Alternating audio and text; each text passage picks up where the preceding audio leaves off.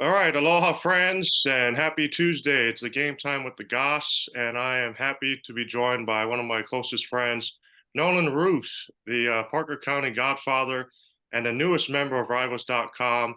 He'll be covering all things Baylor Bears football this fall, so make sure you go and follow him and his work. First off, thanks for joining me, Nolan. Hopefully you're enjoying your week so far. I think we've known each other for maybe 6 years now, and we both love high school sports, especially high school football. I know you covered tons and tons, way more than me, probably, high school football games. What stands out is perhaps the best high school game you've ever covered? Oh man, that answer changes every time I think about a game. In all honesty, there have been so many good ones that I remember and just have fond memories of, and wish I can go back and rewatch them all over again. For me, though, it's got to be my 20th birthday, December 22nd, 2018, and it was the state championships and two back-to-back incredible games. Longview beating Beaumont Westbrook. What was the number? I think it was like 48,000 people were at AT&T Stadium to watch that game, and most of them were rooting for Longview. So when that fumble happened right at midfield with a couple minutes left, just the feeling in that stadium, and 81 years of Longview not winning a state championship finally comes to an end. And then, of course, right after that, we have the Duncanville North Shore Hail Mary game. And there's a whole backstory about how my dad actually got to come cover the game with me that day, and we were 3 feet away from where the Hail Mary happened. So, it's that day will always stand out as probably the best football day of my life. Yeah, I remember both games, and yeah, Longview, those fans always travel well for the football team. And then, yeah, obviously that Hail Mary game, just in the press box trying to write on deadline, and the words, the phrases, the sentences are always changing because I thought North Shore was going to win, or I thought Duncanville was going to win, then North Shore wins. It was a wild day, but really fun. um but yeah, I mean, you love football. You're an Aledo Bearcat. You graduated from Aledo. You played football there. You won a state title. A lot of great players, a lot of great history with that program. The first person that comes to mind is Jonathan Gray. I mean, we're like what, 12 years since he last played for Aledo. Again, a lot Yep. of great players during the stretch, last 12 years. But I mean, is he still the best Aledo football player of all time?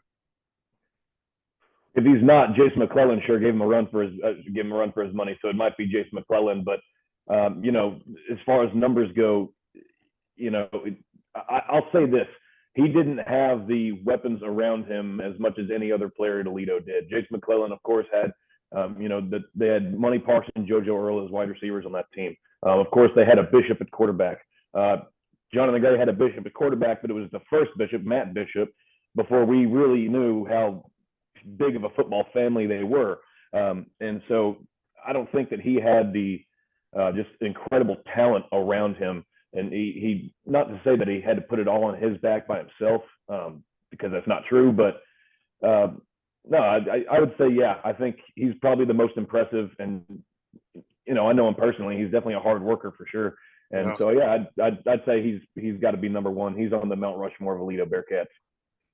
I mean, how many times do you think you've watched him play? I know you were, I don't know, 12 years ago, maybe 11 or 12 years old, but Oh man, I'm trying to think. I may have only missed one game his entire career.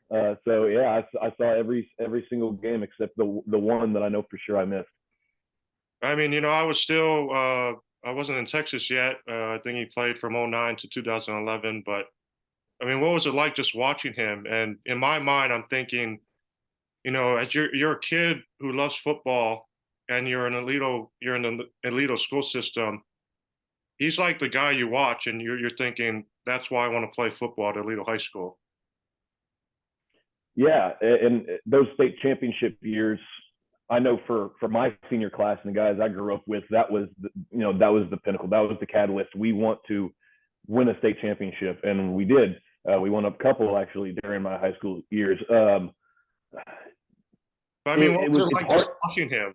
Yeah, it's hard to describe Yeah. because um, first of all, Aledo Bearcat football prior to those years was smash mouth, 3 yards, 4 yard gain, we're happy, we'll take it, just keep moving.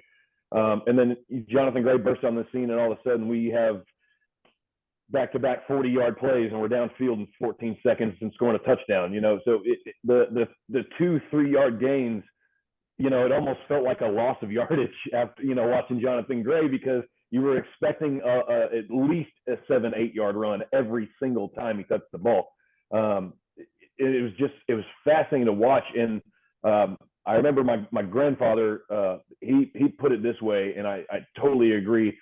It's like if you were to freeze time and just take a normal average running back, and then you just freeze time as soon as he gets the ball and just move him already into the secondary. Just moving from the backfield to the secondary. That's what it's like watching Jonathan Gray. I mean, he was full speed at the second step. And I mean, there was, if you didn't get him at the defensive line, you were in trouble. Yeah, just obviously looking at his numbers, just staggering numbers at the end of his career. Again, a lot of great players. If we take coaches and administrators out, all those guys, I mean, if you can do a Mount Rushmore of just Aledo football players, obviously you got Jonathan Gray. Who's the other three? When you sent me over the questions before this is the one I was dreading answering. I mean, there's a lot. We're gonna miss. Yeah, there's so many, and I'm gonna leave somebody out. Yeah. Is James on there? I'll say that number one that comes to my mind is for sure Ryan Christian. He was running back 02, 03, 04, and he was incredibly fast, just a great running back, great all around athlete. Ended up going to play at TCU, played in the Canadian League for a while, ended up playing in Italy for 1 year. He was kind of, in my lifetime, the first big name Aledo player was Ryan Christian. So for me, I got to put Ryan Christian on that Mount Rushmore. Man, I've only got 2 more spots to work with. Of course, Jason McClellan's got to be up there. Just watching him, I was a senior in high school when he was a freshman, and he came and just took that varsity team by force. And we're like, who's this kid? And he really, he left his mark. So I think McClellan's on there. And then with the last spot, oh man, I feel awkward if I leave off a Bishop. But in all honesty, I'm going to do it, and I'm going to go offensive line. I'm going to say Kyle Hicks. Kyle Hicks was the one that, especially for when we were growing up in my class, he was the first one that, made it cool to be on the offensive line for Aledo, like that was and then of course he goes to the University of Texas, spent some time in the New England Patriots practice squad. He was the O-lineman, and he's I would say the most recognizable offensive lineman to come out of Aledo. And now he does the color commentary for the radio for Aledo. So I'll say McClellan, Ryan Christian, and Kyle Hicks. That'd be mine anyway. Just speaking about the team this year, kind of I don't know if it's a big change, but because he's been there for so long, obviously for the first time in 30 years, head coach is not Tim Buchanan or Steve Wood. They both retired. But they promote Robbie Jones, who's been there a long time. Just can you talk about Robbie? Just what do you know about him, and what does he bring to the Bearcats? He's a winner. I can tell you that right now, and he will not accept anything less than their best. Nothing is going to change about this Aledo program. I feel he's been there so long. If anything changes, I would say it's probably going to be maybe his offensive play calling just a little bit. He may get just a little more aggressive with it. I don't see anything really changing though. The offseason is going to be run exactly the same. He was the track head coach for a long time, and know he's going to put a lot of emphasis on that as well. I don't really see anything changing. As a matter of fact, I think Robbie Jones is an early candidate for Coach of the Year, because if he does exactly what he's supposed to do with Aledo this year, it won't be unexpected. But yeah, that's a great way to start off your head coaching career. So are we locking it in? Aledo wins their 12th. I pick them. Yeah, the biggest factor is DEI. They got Haas Haney, and that when you have a factor like that who's touching the ball on every single play, that you're almost impossible to stop. And then you add Devon Keys, both on the defensive and offensive sides of the ball. They have, in my opinion, the best secondary in 5A. I think that they're going to be really, really hard to stop. The key is going to be that defensive line. They had to replace all 4 defensive linemen from last year, but it's Aledo. It's next man up. It's not rebuild, it's reload. So yeah, I pick him. I think Aledo wins number 12. Yeah, Aledo won their 11th last December, a blowout against College Station, 52-14, I think was the score. But yeah, they look pretty good for a 12th this fall. We're talking with Nolan Ruth. He's the Rivals beat writer for the Baylor Bears and the Parker County Godfather. Let's get into some other Parker County schools. After Aledo, you got to go with Brock, the second best team in that county. Last 2 years, they've gone to the state title game but lost. Just what do you like about their chances? Do you like their chances to go back, not only go back, but to win it? If they go back, I think they win it. Billy Mantis was prepared for that Franklin team. It was just you take away a couple turnovers that they had, and we're talking about the Eagles being state champions right now. We're not talking about going back-to-back years and losing. They had a perfect game plan for Franklin's offense. Franklin only threw 1 pass, and it came at the most crucial point in the game. They shut it down pretty good. They did a good job. And first of all, with the non-district schedule they're going to be playing, which is a gauntlet, they're going to be battle tested early, like I said last year. And it depends on the district. It depends on Whitesboro and Paradise. I'm curious what we're going to see out of those 2 this year. I really, really like those 2. There's a very good chance at upset. And whether that comes in district or playoffs, I don't know. So I'm not going to lock it and tell you that I think Brock goes back to state. But if they do, I think they win it. They've had plenty of time to stew over the last loss for sure. And they're not going to repeat their mistakes. Yeah, that non-district schedule is just loaded. Last year, probably the same this year, all state ranked teams. Help me out. It's Wimberley, Pleasant Grove, Gunner, and Wichita Falls Hershey. And they went 0-4 last year and still managed to go to the state title game. But yep, and then 2 of those teams were playing for a state championship last year, and one of them won.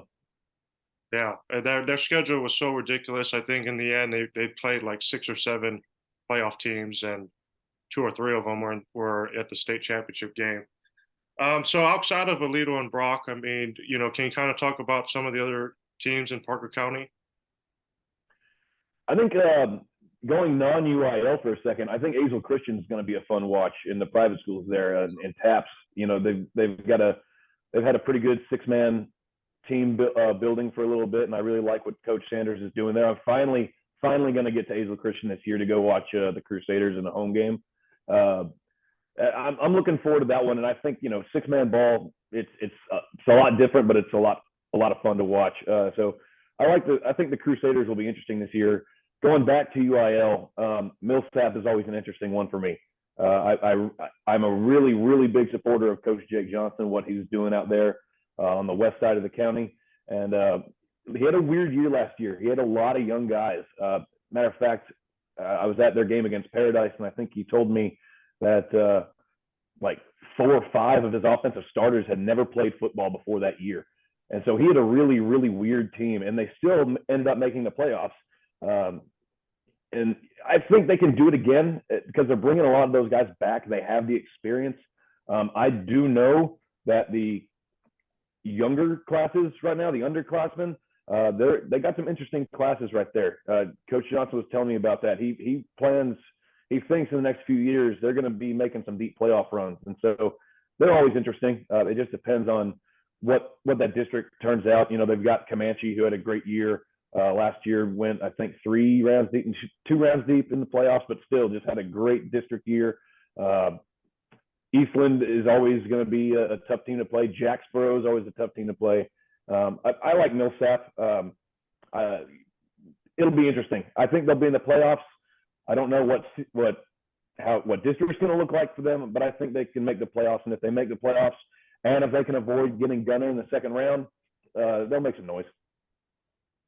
So in terms of, maybe a long playoff run, Hazel Christian's outside of Aledo and Brock, Hazel Christian's going to go pretty far. It'll be interesting. I think they can for sure. How far did they go last year? I think they went 2 rounds deep before falling. Yeah, no, they've got something good going there, and I'm excited to see it. I think that they could definitely make a deep playoff run. And then I almost completely forgot to mention Springtown. They had a young team. Coach Hewlett last year, I remember him telling me, I think this might be one of the weakest teams I've ever coached, and still made the playoffs. But just like Millsap, they're bringing all those guys back, especially Hudson Hewlett, a quarterback, and I'm excited to see what he's going to have. Albeit their scrimmage against Brock in 2 weeks. Yeah, so Springtown's always one to look out for as well. I know you already kind of got your schedule for this fall. A lot of good games. I mean, what's one or two of the top games you're looking forward to going? Well, the game I mentioned about Hazel Christian is against Perrin Witt, so I'm actually going to get to see the Parker County 6-man showdown, as I've named it. I'm excited to see that one. Because of Aledo and Brock's non-district schedules, I'm going to be seeing a lot of good football early. I think that Aledo Denton Geyer game is going to be one to pay attention to. The Brock Gunner game, I know I'll be at that one. That'll be one to pay attention to. And week 1 Thursday, Peaster Toller. I think we're going to learn a lot about the Greyhounds, and I'm interested to see what will happen there. But the number one game that I would say I'm looking forward to the most is Springtown hosting Decatur. You want to talk about OU Texas level rivalry right there. Those two teams, it's always a good show. It's always a sellout. I'm excited for that one. I've been to that rivalry a couple times. They never let me down. It's always a great game. So I'm very much looking forward to Springtown Decatur. Again, talking with Nolan Ruth. He's the new beat writer for Baylor Bears football for Rivals.com. Just what can we, for the Baylor football fans, what kind of season can they expect from their Bears this season? What do you think? I think they'll have a winning record. I'm very concerned about their trip to Orlando to take on UCF. The humidity down there is going to be insane. It's nothing like they're going to get in Waco. The Knights being the new kids on the block in the Big 12, they're excited for this, and that's UCF's home Big 12 opener. First home Big 12 game ever, and that atmosphere is going to be electric. And I think that they bring a lot back, especially Blake Shapen, who at media days was like, I got to be better as a leader. I got to bring these guys together. I know he's looking to have a good year. My prediction was a 7-5 record, and then if I had to guess right now, I'm going to take him in the Independence Bowl. In Shreveport. That's going to be my guess, but you know how bowl games are. It's never really a lock until Selection Sunday. For you personally, I mean, you went out there and covered media day. What are you most excited about this beat and getting a chance to cover Baylor? Finally being on a college level for the first time. That's going to be pretty cool.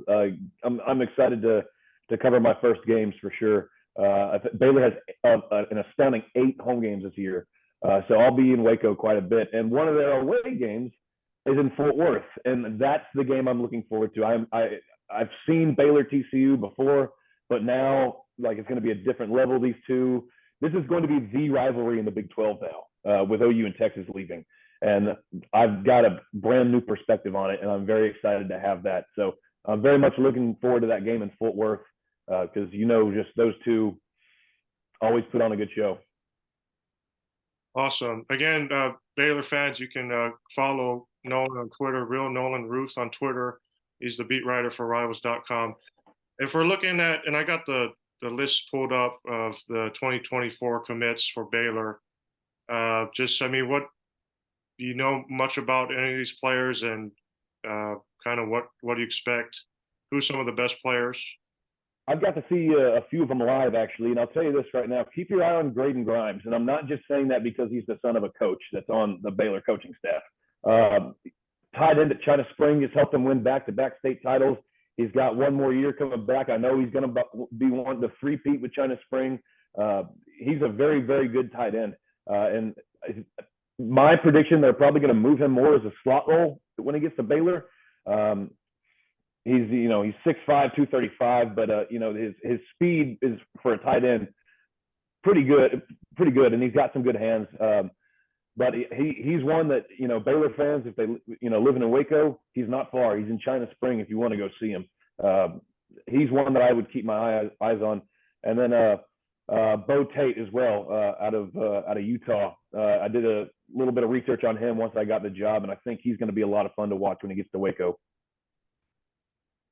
That sounds like a good football name, Bo Tate. It does. That's the all-name team right there. Going back to your schedule for a little bit, just where can fans expect you to be at this season? Or at least maybe the first month.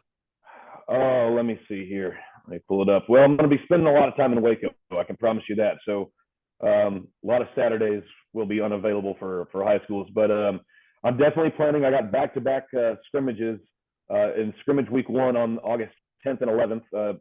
Springtown is at Brock on Thursday. Millsap is at Peaster on Friday. I'm very excited to meet the new coach at Peaster and see what the Greyhounds are going to look like this year, especially graduating such a stellar class they did. I'll be in Aledo the week after for their scrimmage with Stephenville. I'll be, like I mentioned, Peaster Toller week 1, Pleasant Grove Brock week 1, Aledo Denton Geyer. Weatherford fans can expect me at their away game against Burleson. I'm planning to be at that one. Springtown is a Thursday game at Carrollton Creekview. I'll be at the 6-man showdown, Perrin Witt, Hazel Christian, Peaster Brock. I got to do that one, of course. Millsap Comanche, that's going to be a big one. So Bulldog fans, I'll be there I think it's their homecoming actually too. I'll be there for that one. District opener, huge one. If the Bulldogs can pull that one out, then it's going to be an interesting district. Aledo Centennial, Springtown Decatur, and that's pretty much my my whole regular season schedule. I got to take a couple weeks off at the end of the regular season for a bachelor party and a wedding of a close friend of mine. Shout out Blake Martin. Awesome. Going back to Baylor, is there anyone that's should be on Baylor's radar that possibly could commit to Baylor this season? Anyone? They are hosting 4 4 recruits this Saturday. Actually, I just wrote a story up. It's on sickandsports.com, and I talked a little bit about each of the 4 players that I've at least confirmed will be on campus on Saturday. Now that the recruiting dead period has ended, I won't spoil too much, but 3 of them came from the DFW Metroplex. I think one's from Hebron, and 2 others were from, I want to say it's another Carrollton school. But yeah, I just wrote that last night actually, and it was posted at 7 o'clock this morning. So I recommend going to read it. It's at sickandsports.com. Awesome. Again, I know you just love high school football here in Texas. I mean, if anyone's listening that doesn't understand Texas high school football, what makes it so fun to watch? That's a great question. Basically, you want me to give you a sales pitch for Texas high school football. I will tell you, for one thing, it's unmatched. These kids are playing for their town. They're wearing their town on their chest. They love the game. They grew up playing. They're playing with the friends they grew up with, playing Pee Wee when they were in 2nd and 3rd grade, growing up together through middle school and everything. It's a brotherhood. It truly is a brotherhood. There's nothing like it at the college level, because at the college level, when you get there, you don't really know a lot of the guys you're coming in with. It's a brand new team, it's a brand new atmosphere, brand new coaching staff. Everything is a shock. And then, of course, the NFL doesn't even compare, because there's money involved and a lot of movement and free agency and trades and stuff like that. they're playing for their town, their school. They want to do it, and they're the heroes. They're on Friday nights. They are the town heroes, and especially in the one horse towns like Aubrey and Pilot Point, where I live right now. That's the Friday night entertainment. Like towns shut down on Friday night. Texas high school football, in my opinion, other than a freak ice storm, is the only thing in the state of Texas that can shut something down for a full day. Awesome. Yeah, I'll get you out on this. Going back to Aledo, briefly talked about Coach Buck and Coach Wood, just retired this year. The stadium was named after Coach Buck. The indoor facility was named after Coach Wood. Just working with them, they were great to me and great to the media. Just what will you remember about those two coaches? You're gonna make me emotional, Brian. People love it. Yeah.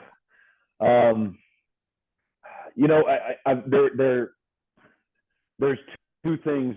There's one for each of them that sticks out to me, and neither one of them have anything to do with on the field. When I was growing up, man, I love this story. At old Bearcat Stadium, where the middle school is now, the field house, they would have to walk through the crowd to get to the field. And so they would leave the locker room, and Buck's the first one out every time. And the players walk single file right through the crowd. And I'll tell you this right now, that's something I miss at Aledo games, man, because they don't have that anymore. But my dad would always put me on his shoulders, and I was a little kid. And Buck made sure every time to look me right in the eye and high-five me. And I high-fived all the players on the way in. But Buck, for sure, made it a point. And then my freshman year, it's equipment pickup day. And Robbie Jones, actually, the head coach now, was helping me with my shoulder pads. And he goes, "Hey, Buck, you might remember Ruth here. He's the one who used to sit on his dad's shoulders at old Bearcat." And Buck's like, "That was you?" I said, "Yes, sir." And he's like, "All right, well, how about one more for old time's sake?" And I high-fived Buck. And yeah, that was awesome. And then with Wood, I got to be honest, like, there's so much good I can say about Steve Wood. And it's just the way he welcomed me back. When I joined the media, he could have been like, "Oh, great, he's one of these guys. Oh, Nolan was a great player. I'm glad he's back." But they could have done anything.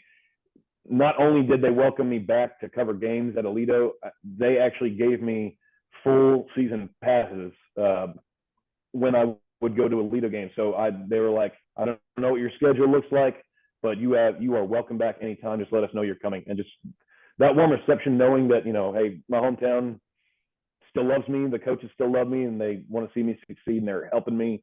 That was worth a lot to me. I don't think I ever told Coach Wood how much I appreciated that, but yeah, that for sure. That's something I'll carry around for the rest of my life from both those men. And they're just great guys. They're just great men, and they wanted us to become great men, and they were the perfect role models for that. Yeah, I love it, brother. 100% agree. Two great coaches, two great people. Just anytime I had to do a story out there or give them a call, they're always, helping me out. So amazing. But I'm pretty sure both of them will be on the sideline still this season. So awesome. That's some great stuff. Looking forward to another exciting season. I can't believe it's already here. Felt like just, the other day we were watching the state title games, but awesome. Awesome. Again, this is Nolan Ruth. Thank you for joining me, buddy. He's the Parker County Godfather and the Baylor Bears beat writer for Rivals.com. You can follow him on Twitter at Real Nolan Ruth. So awesome. Look forward to seeing you down the road, buddy. And we'll talk again. And thanks again for joining me. Thanks for having me, Brian. I enjoyed it. Anytime. All right. Thanks, listeners. This was Game Time with the Goss. And we'll see you next time.